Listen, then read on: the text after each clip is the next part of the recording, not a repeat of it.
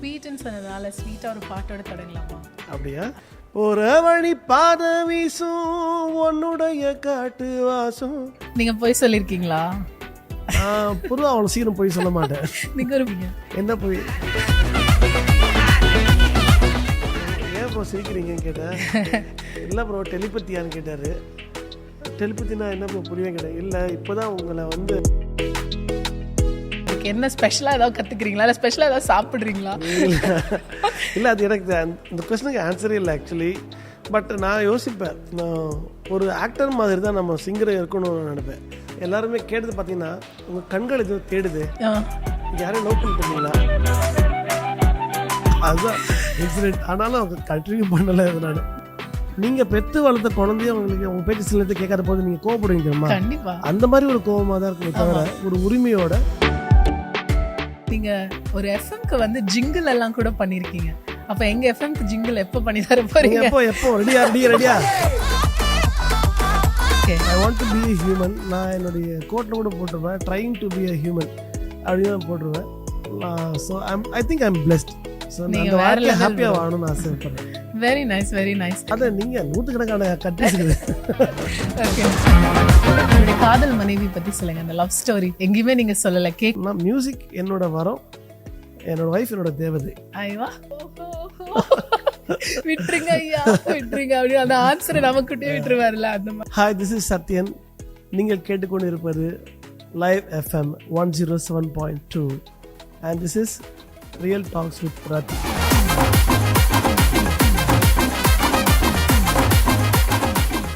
எல்லாருக்கும் வணக்கம். இது ரியல் டாக்ஸ் வித் ரத்தி. இன்னைக்கு என் கூட ஒரு ஸ்பெஷலான கெஸ்ட் இருக்காங்க. சில நேரங்களில் சில விஷயங்களை நம்ம செஞ்சுருவோம், நம்மளோட உழைப்பெல்லாம் போட்டுடுவோம். ஆனால் அது ரொம்ப காலம் தள்ளி நமக்கு சக்ஸஸ் கிடைக்கும் போது அதை செலிப்ரேட் பண்ணும் போது அந்த மகிழ்ச்சி இரட்டிப்பாக இருக்கும். அந்த மாதிரி மகிழ்ச்சியோடு தான் ஒருத்தர் நான் இன்னைக்கு சந்திக்க போகிறேன். தி ரீசெண்ட் சோஷியல் மீடியா சென்சேஷன் அப்படின்னு கூட சொல்லலாம். திரு சத்யன் மகாலிங்கம் இன்னைக்கு என் ஷோவில் என் கூட இருக்காரு. வணக்கம், எப்படி இருக்கீங்க? வணக்கம், நல்லா இருக்கிறது. நீங்கள் எப்படி இருக்கீங்க? சூப்பராக இருக்கேன் bro. First time in Bahrain, எப்படி ஃபீல் பண்ணுறீங்க? இன்னைக்கு தான் வந்திருக்கேன். போக தான் ரொம்ப எக்ஸ்ப்ளோர் பண்ணணும் ஆசையா இருக்கு. I'm really excited. Very excited. இல்ல நிறைய கண்ட்ரீஸ் போயிருப்பீங்கல்ல. இப்போ ரீசெண்டா நீங்க கத்தார் கூட போயிருந்தீங்கல்ல. ஸோ ஜிசிசி கண்ட்ரீஸ்ல உங்களுக்கு மோஸ்ட் ஃபேவரட்டான ஏதாவது ஃபுட் ஐட்டம் இருக்கா? இருக்கு. ஆக்சுவலி ஸ்வீட்ஸ் தான். லெபனீஸ் ஸ்வீட்ஸ், பக்கலாவா அண்ட் குனாஃபா, அதான் ரொம்ப பிடிக்கும். அந்த மாதிரி sweets and what grill items இதெல்லாமே ரொம்ப பிடிக்கும். ஸ்வீட்னு சொன்னதால ஸ்வீட்டா ஒரு பாட்டோட தொடங்கலாமா? அப்படியா? உங்களோட மோஸ்ட் ஃபேவரட், நீங்க பாடினதுலயோ இல்ல வேற யாராவது பாடினதுலயோ உங்களுக்கு ரொம்ப பிடிச்ச பாடல் ஏதாவது ஒன்று, அதுல ஸ்டார்ட் பண்ணலாம். எனக்கு இந்த மாதிரி ஒரு பாட்டு கிடைச்சா நல்லா இருக்கும், ரொம்ப நாளா தோணும் இல்லையா? ஓகே, அந்த மாதிரி ஒரு பாட்டு இப்ப கிடைச்சது. ஓகே, தென்னாடு. ஓ சூப்பர்.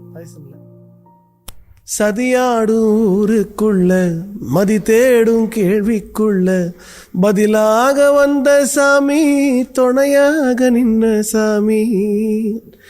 கதிராடும் சோலைக்குள்ள வெயிலாடும் வேலிக்குள்ள நதியாக வந்த சாமி, பொதியாக பூத்த சாமி. ஒரு வழி பாத வீசும் உன்னுடைய காட்டு வாசம், கம்பெடுத்து பேசும் காத்தில் கொம்பெடுத்து மோதும் சாமி. வாடா காள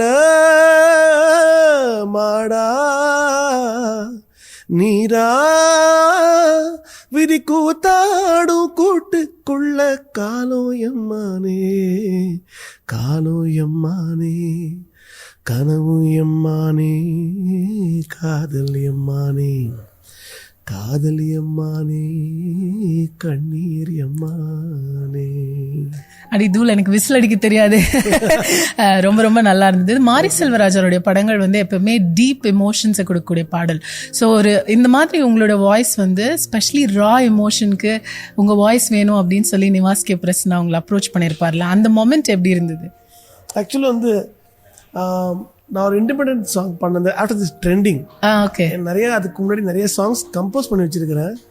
சரி, 1 by 1 ரிலீஸ் பண்ணலாம் இண்டிபெண்டா அப்படின்னு ஒரு முயற்சியில் இருக்கும்போது இதான் ரைட் டைம் நினைச்சிட்டு நான் திங்க் மியூசிக் சந்தோஷ் அவர் தான் ரீச் பண்ணேன். அவருக்கு நான் ஃபோன் பண்ணும்போது he was just smiling. ஏன் ப்ரோ சிரிக்கிறீங்கன்னு கேட்டேன். இல்லை ப்ரோ டெலிபத்தியான்னு கேட்டார். டெலிபதினா என்ன புரியவே கிடையாது. இல்லை இப்போதான் உங்களை வந்து ஒரு பாட்டுக்கு ட்ரை பண்ணணும்னு மாரி செல்வராஜ் கிட்ட பேசிட்டு we were decided to record you and கரெக்டாக நீங்கள் கால் பண்ணுறீங்க, நான் பேசிட்டு வரேன், நீங்கள் கால் பண்ணுறீங்க அப்படின்னு சொன்னார்.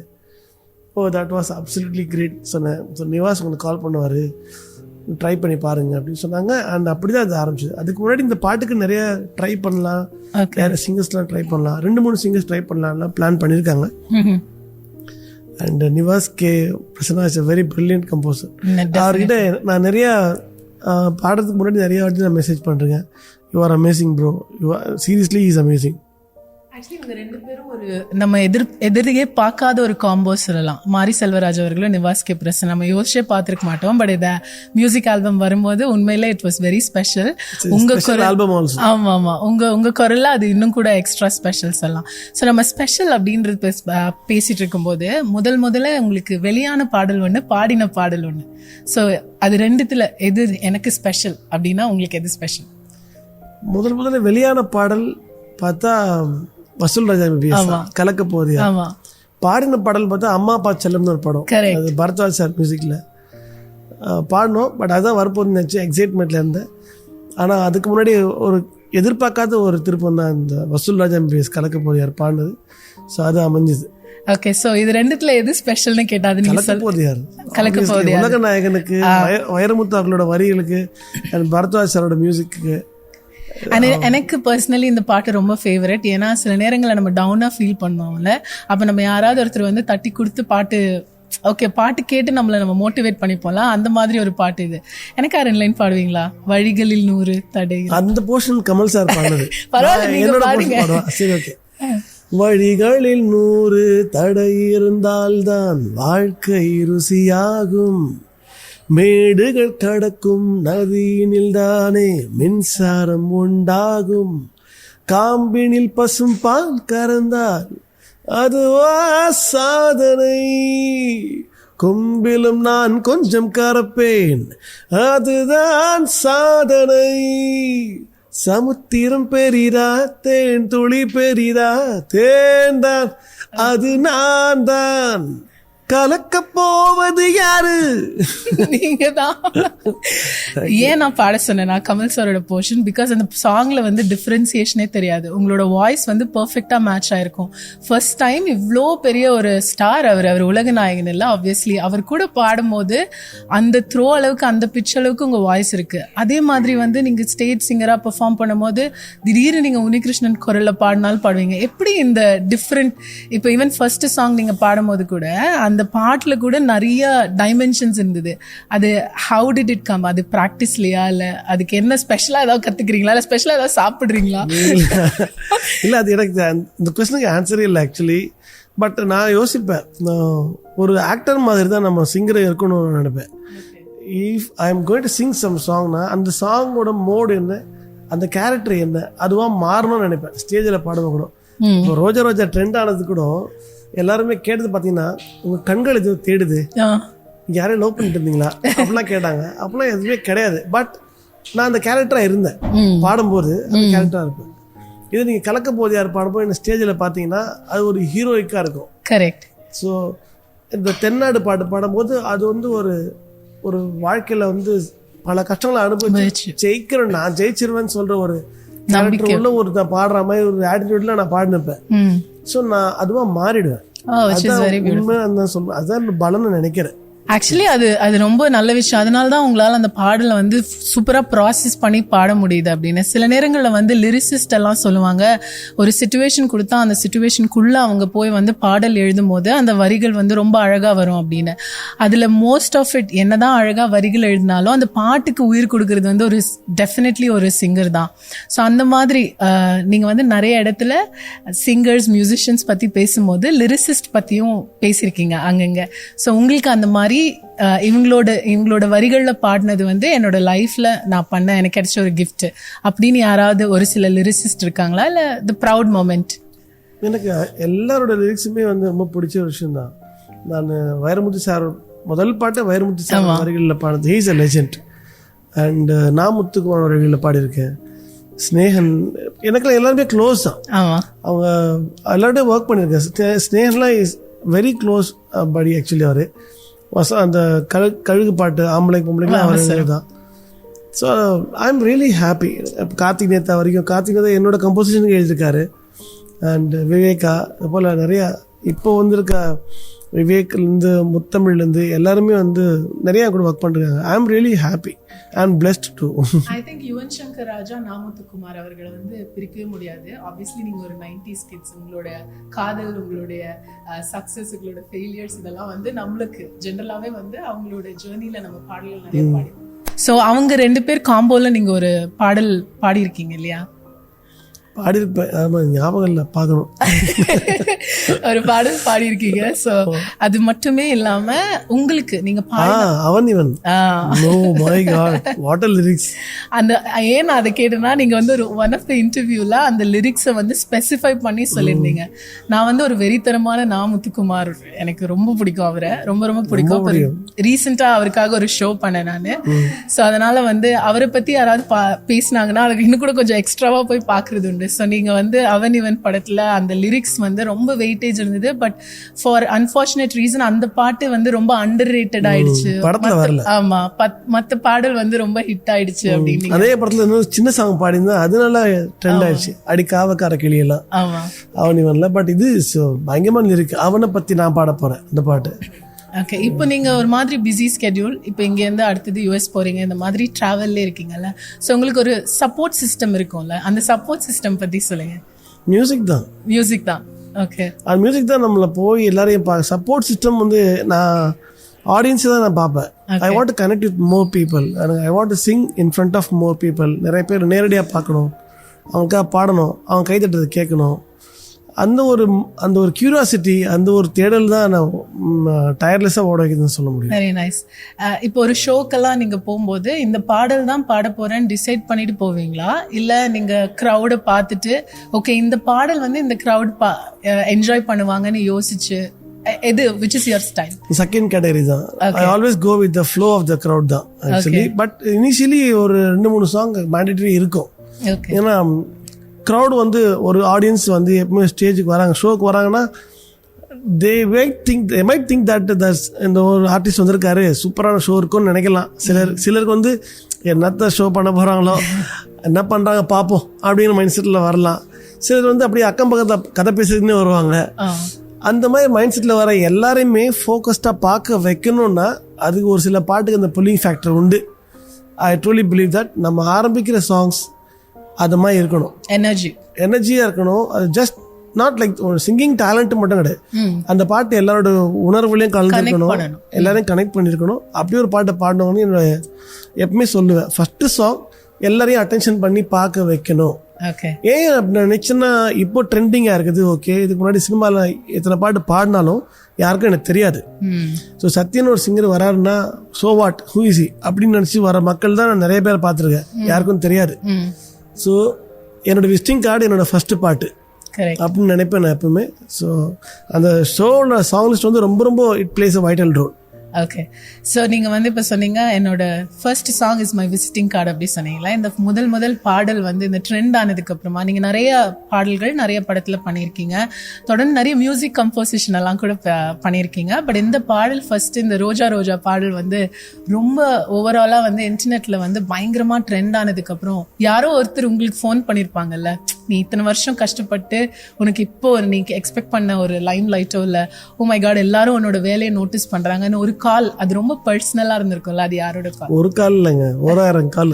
ஓகே, எல்லாருமே சொன்னதுதான். ஓகே, உன்னோட வெற்றி special memory associated to that. Unnikrishnan சாரே சொன்னாரு. அதுதான் கேக்குறேன். உன்னிகிருஷ்ணன் சாரே வந்து ஐ ஃபெல்ட் லைக் ஐ வான் அப்படிங்கிற மாதிரி சொன்னாரு. ஆமா, இது ஒரு வீடியோல நான் பார்த்தேன். எனக்கு ஜெயிச்சாவே ஒரு feeling Sathyan, and you deserve it. Very nice அப்படின்னு அவரும் சொன்னாரு.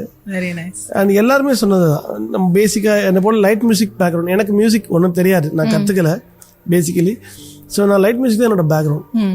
என்ன போல வந்த மற்ற ஆர்டிஸ்டுங்க எல்லாருமே வந்து உன்னுடைய இந்த ஒரு ஸ்பார்க் வந்து எங்களுக்கும் கிடைக்கணும் ஒரு நம்பிக்கை எனக்கு நீ தான் கொடுத்துருக்குற. ஸோ எங்களுக்கு ஒரு நம்பிக்கை வந்திருக்குது உன் மூலியமா அப்படின்னு சொல்றாங்க. எல்லாமே நல்லதுதான். இயற்கை பார்த்துட்டு இருக்கோங்க. கண்டிப்பா it's a great thing also. So இந்த மாதிரி நீங்க லைட் மியூசிக் காலத்துல நிறைய ஸ்ட்ரகிள்ஸ் இப்போ வந்து இருக்கிறது நம்ம பார்க்கறது சக்ஸஸ். இப்போ இந்த இன்டர்வியூஸ் எல்லாம் இருக்கட்டும், இல்லை மக்களுக்கு உங்களுக்கு தெரியறதா இருக்கட்டும், ஒரு ரீசன்ட் சென்சேஷன் இந்த மாதிரிலாம். பட் நீங்க வந்து ஆரம்ப காலகட்டத்தில் லைட் மியூசிக், ஆர்கெஸ்ட்ரா இந்த மாதிரி எல்லாம் பாடின டைம்ல உங்களுக்கு பிக்கெஸ்ட் ஸ்ட்ரகிளா ஏதாவது இருந்திருக்கா? ஏதாவது ஒரு விஷயம் மேபி நீங்க சொல்ற ஸ்ட்ரகிள் இன்னொருத்தரால ரிலேட் பண்ணிக்க முடியும், அவங்களுக்கு இது ஒரு மோட்டிவேஷனா இருக்கலாம்ல, நான் இது ஒரு விஷயம் கஷ்டப்பட்டேன் but I didn't give up. Basically வந்து I don't believe in this success and தோல்வி, ஸ்ட்ரகிள், இது இந்த வேர்ட்ஸில் எனக்கு பிலீவ் கிடையாது. ஓகே. பிகாஸ் டெய்லி யாருக்கு தான் இங்கே சக்ஸஸ் கஷ்டம் இல்லை, யாருக்கு தான் வந்து துன்பம் இதெல்லாம் இல்லை. எல்லாருக்குமே இது பணம் வச்சிருக்கோம், பணம் இல்லாத ஒருத்தருக்கும் ஒரு ஒரு கேட்டகரியில் இருக்குது. ஓகே. ஐ பிலீவ் தட் இதெல்லாம் ஒரு process of life. Okay. Day night மாதிரி லைஃப்பில் ஸ்ட்ரகிளும் இருக்கும், ஹாப்பினஸும் இருக்கும். இது ப்ராசஸ், இது இதுதான் வந்து லைஃப். It's combination life. தனியாக அந்த ஸ்ட்ரகிள்னு ஒன்று பார்த்து அப்படியே டிப்ரெஸ் ஆகி உள்ளே போயிட்டு சோகப்பாட்டா பாடுக்க முடியாது. அதே போல் சக்ஸஸ்னு ஒன்று வந்துச்சு, வாவ் நம்ம ஹிட் ஆகிட்ட மச்சான், அந்த டெசிஷன்லாம் நம்ம வரவே கூடாது. ஓகே. எனக்கு ஒரு நம்பிக்கை இருக்குன்னா உங்களோட சக்ஸஸ் உங்களோட இறப்பில் தான் தெரிய வரும்.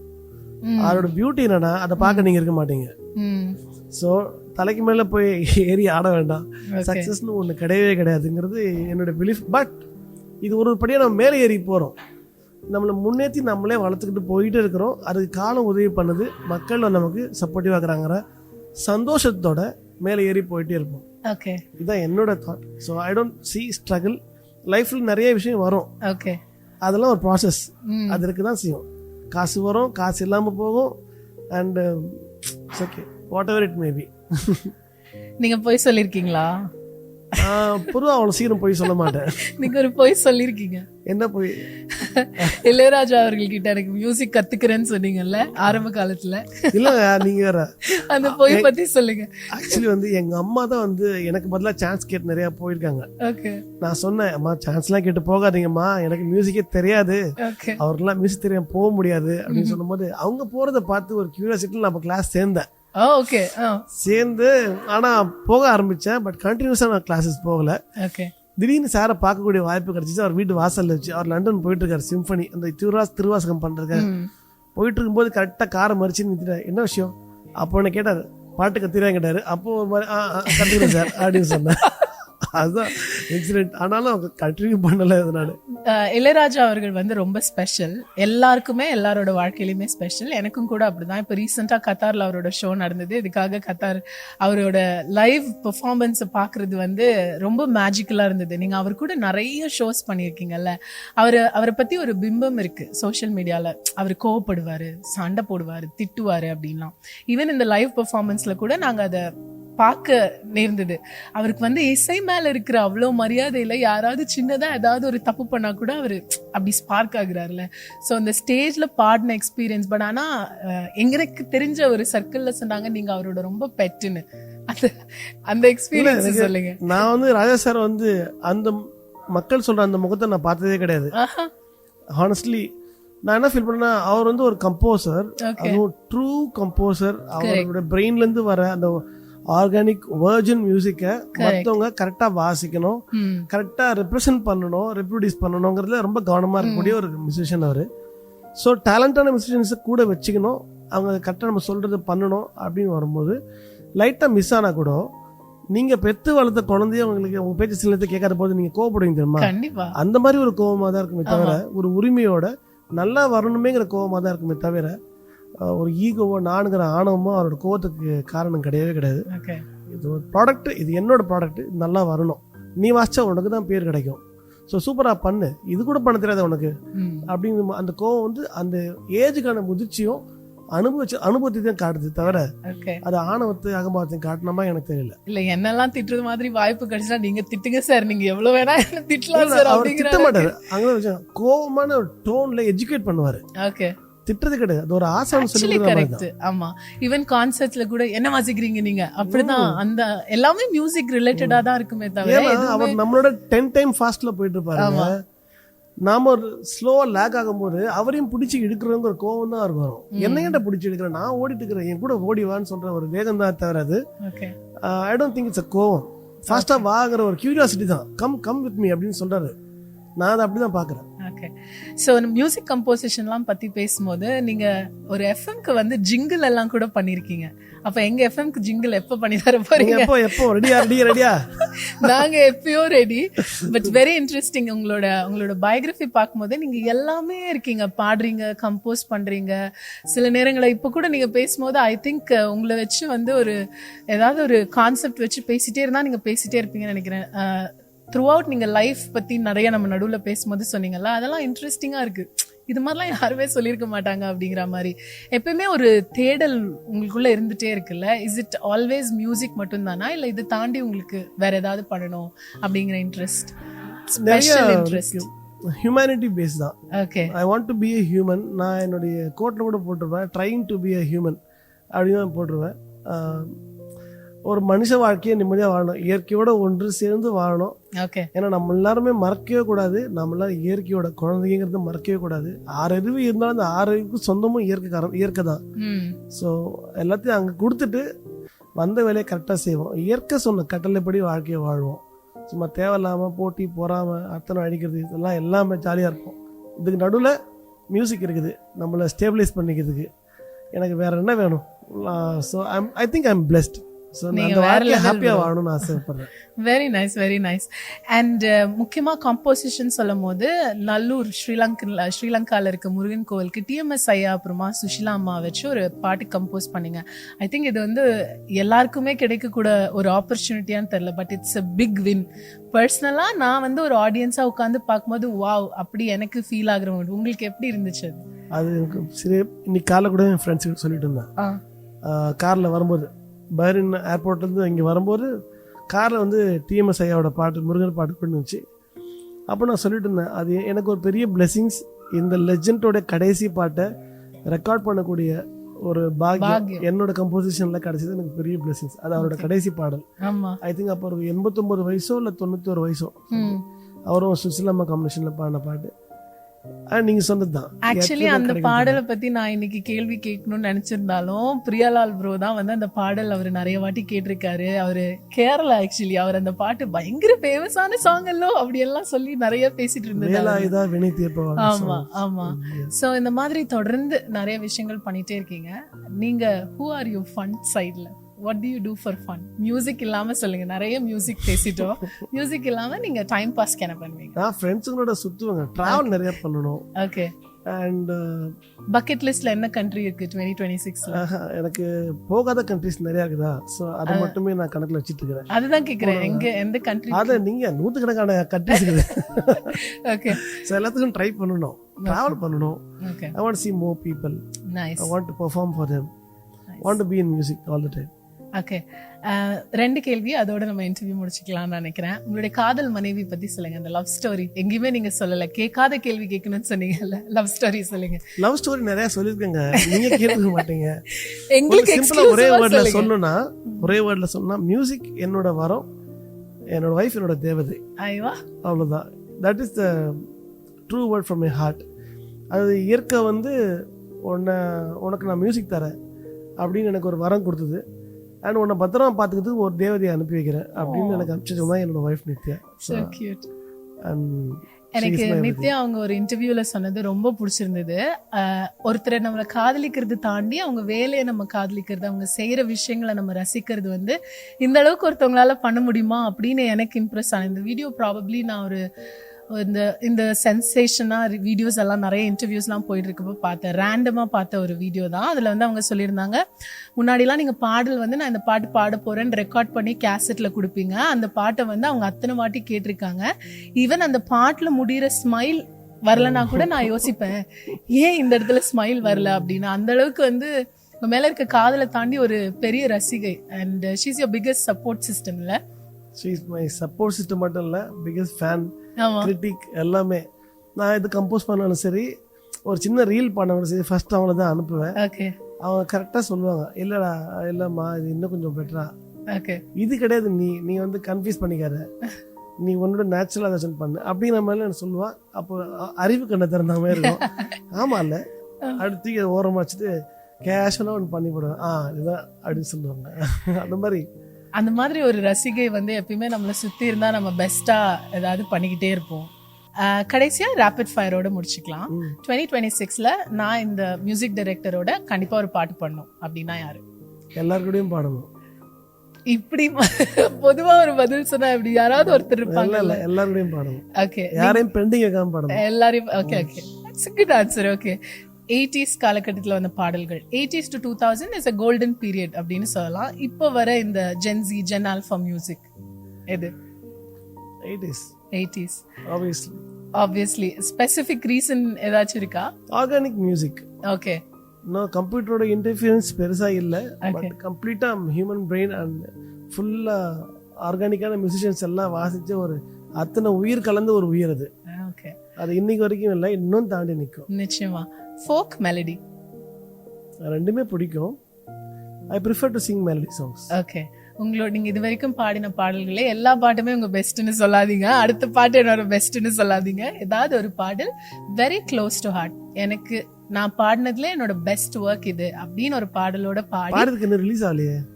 அச்சோ, அதனாலதான் நான் சொன்னேன் என்னோட பெஸ்ட் அடுத்தது வரப்போகுதுன்னு சொல்லாம. சரி, ஓகே, இது வரைக்கும் வந்த பாடல்களே இல்ல வேற யாராவது கம்போஸ் பண்ணல? சந்தோஷ் நாராயணன் ஒரு பாட்டு பாடி இருக்கிறேன். ஓகே, அது ரிலீஸ் ஆகணும். ஏதாவது எங்களுக்கு ஒரு இன்ட்ரெஸ்டிங்கா ஒரு அது மேல போடுவான் லைட்டா ஹம் மட்டும். சரி, பாடின பாடல்கள்ல ஏதாவது ஒண்ணு இல்ல, நான் என்னோட ஒரு பாட்டு கேட்கட்டுமா? ஆனா நீங்க பாடினது இல்ல. ஆனா நீங்க பாடினது இல்ல. எனக்கு நாமத்துக்குமார் அவர்களை ரொம்ப பிடிக்கும், யுவன் சங்கர் ராஜாவையும் பிடிக்கும். உங்களுக்கும் அவங்க காம்போ ரொம்ப பிடிக்கும். ஐ திங்க் உங்களோட மோஸ்ட் கம்ஃபர்டபுள் மியூசிக் டைரக்டர் நீங்க ஒர்க் பண்ணதுல யுவன் சங்கர் ராஜா அவர்கள். நீங்க நிறைய வாட்டி அதை சொல்லியிருக்கீங்க. ஒரு நாளில் வாழ்க்கை இங்கே. போர்க்களத்தில் பிறந்து விட்டோம், வந்தவை போனவை வருத்தமில்லை, காற்றினிலே வாழ்கின்றோம், முட்களின் வலி ஒன்றும் மரணமில்லை, இருட்டினிலே நீ நடக்கையிலே உன் நிழலும் உன்னை விட்டு விலகிவிடும், நீ மட்டும்தான் இந்த உலகத்திலே உனக்கு துணை என்று விளங்கிவிடும், தீயோடு போகும் வரையில் தீராது இந்த தனிமை, உலகத்தின் ஓரம் நின்று அத்தனையும் பார்த்திருப்போம், நடப்பவை நாடகம் என்றே நாமும் சேர்ந்து நடித்திருப்போம். Very beautiful. ஆக்சுவலி எனக்கு கூஸ் பம்ப்ஸ் வந்துச்சு. என்னோட மோஸ்ட் ஃபேவரட் சாங் அது. சில பேரெல்லாம் பாடுறவங்களை நம்மளுக்கு ரொம்ப பிடிக்கும்ல, அவங்க குரல்ல இந்த பாடல் எல்லாம் கேட்கணும்னு ஆசை. அந்த மாதிரி ஒரு ஆசையில கேட்டதுதான் இந்த பாட்டு. நீங்க பாடலனா கூட நீங்க அதை ஸ்போர்ட்டிவா எடுத்து பாடுறதுல எனக்கு ரொம்ப ரொம்ப சந்தோஷம். And thank you very much. My favourite song also. அப்படியா? என்னோட எல்லா கிளப் ஷோஸ்லயும் மோஸ்ட்லி இந்த பாட்டு இருக்கும். ஓகே, என்னோட ரொம்ப மோஸ்ட் பர்சனல் ஃபேவரட். அண்ட் சில டைம் நீங்க அது பிலீவ் பண்ணல, பட் சில டைம் நம்மள ஏதாவது ஒண்ணு போட்டு அடிக்கும் போது ஏதாவது ஒரு பாட்டு நம்மள பூஸ்ட் பண்ணலாம். அந்த மாதிரி சில பாடல்கள்ல மறுபிறவி வேண்டுமா விட்டுருங்க ஐயா விட்டுருங்க அப்படி அந்த ஆன்சரை நமக்கிட்டே விட்டுருவாருல, அந்த மாதிரி தான். But very very nice interview. எனக்கு ஒன் ஆஃப் த பர்சனல் ஃபேவரட்னு கூட சொல்லலாம். Thank you so much. நீங்கள் இதே மாதிரி நிறைய நிறைய சக்ஸஸ் உங்களுக்கு வரணும். அது மட்டும் இல்லாமல் உங்களுடைய ஒரு பர்சனாலிட்டி இருக்குல்ல, அது ரொம்ப பாசிட்டிவாக இருக்குது. நீங்கள் திடீர்னு என்னடா நம்மளை செலிப்ரேட் பண்ணுறாங்க திடீர்னு, இதெல்லாம் வந்து நீங்கள் அப்படியே ஒரு மாதிரி மெலோவா இப்படி எடுத்துட்டு போறீங்களா, that's very beautiful of you. அந்த குவாலிட்டி உங்களுக்கு நிறைய நிறைய பெரிய விஷயங்களை சேர்க்கணும். இன்னும் நிறைய பாடல்கள் நீங்க பாடணும். கண்டிப்பா லைவ் எஃப்எம்க்கு ஒரு ஜிங்கிள் நீங்க கம்போஸ் பண்ணி தரேன்னு சத்தியம் பண்ணிருக்கீங்க. சத்தியம் பண்ணாமே தெரியலையே. பண்ணிட்டீங்க, பேர்ல இருக்குல்ல, அப்ப எங்களுக்கு பண்ணிட்டீங்கன்னு அர்த்தம். லைஃப்ல சில விஷயங்கள் வரும் நமக்கு. நான் சொன்ன மாதிரி நிறைய ஒரு வாவ் ஃபேக்டர் நடக்கும். சில நேரத்தில் ரொம்ப டவுனான விஷயம் நடக்கும். அப்போ வந்து ஜாலியா பாட்டுங்களை கேட்டுட்டு பேலன்ஸ் பண்ணிட்டு போயிட்டாங்க. அந்த உனக்கும் கீழே உள்ளவர் கோடி நினைத்து பார்த்து நிம்மதி நாடு, இந்த வார்த்தைகள் எல்லாமே போதும். அண்ட் ஒண்ணு மரத்தை வச்சுவான் தண்ணி ஊத்துவான், மனசை பார்த்துதான் வாழ மாற்றுவான். ஆக்சுவலி இந்த மாதிரி பாட்டு தான் நம்மளோட லைஃப் வந்து த்ரூ அவுட் நடத்திக்கிட்டே இருக்குன்னு சொல்றாங்க. ஒரு மூடுக்கு ஒரு பாடல் பேலன்ஸா இருந்தா பெஸ்ட். ஆமா, மேல ஏற வேணாம் கீழே இறங்கவும் வேண்டாம். பேலன்ஸ் தான் ப்ரோ. ட்ரை பண்ணிட்டே இருக்கோம், பண்ணிரலாம். ட்ரை பண்ணுவோம். நானும் ட்ரை தான் பண்றேன் டில் எண்ட் வரைக்கும். Thank you once again. Thank you very much.